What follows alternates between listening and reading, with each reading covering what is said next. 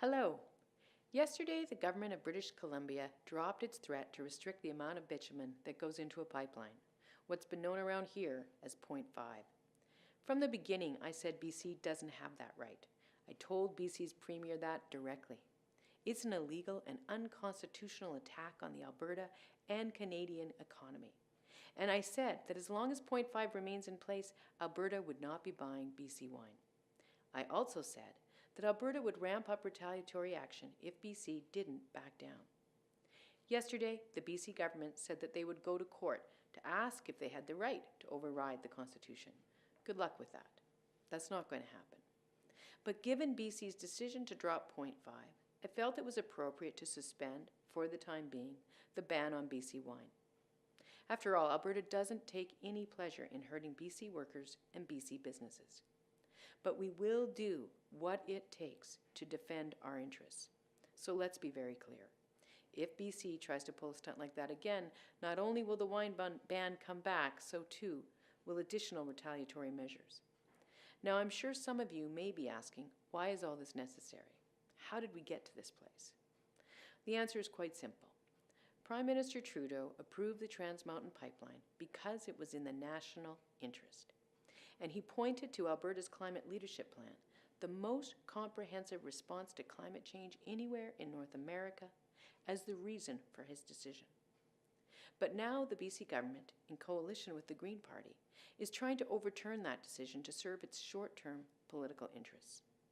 Not only are they flouting the national interest, they are putting our economy, our climate plan, and our workers at risk. Now, I'm a realist about these things. The fact that BC backed down yesterday doesn't mean they've given up. No doubt, they are planning additional actions. So let me be very clear. This fight is not over. And so we can't rest for 1 minute. We must remain as united and determined as we have been from the beginning. To that end, I will be meeting with the task force I established 2 weeks ago to map out additional actions to respond to any provocation BC might try to throw at us. Our legal team will remain hard at work. I will be reaching out to the federal government to work together with them to see their decision through. And I will be taking our case to every Canadian throughout the country. Because this isn't a fight about politicians. It's about you. It's about the future of our country.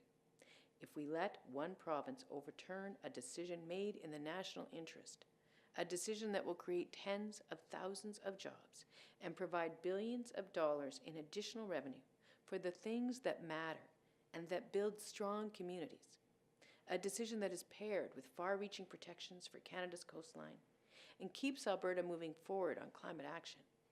If we allow that to happen, if we allow one province to impose its will on the whole country, then the whole country loses.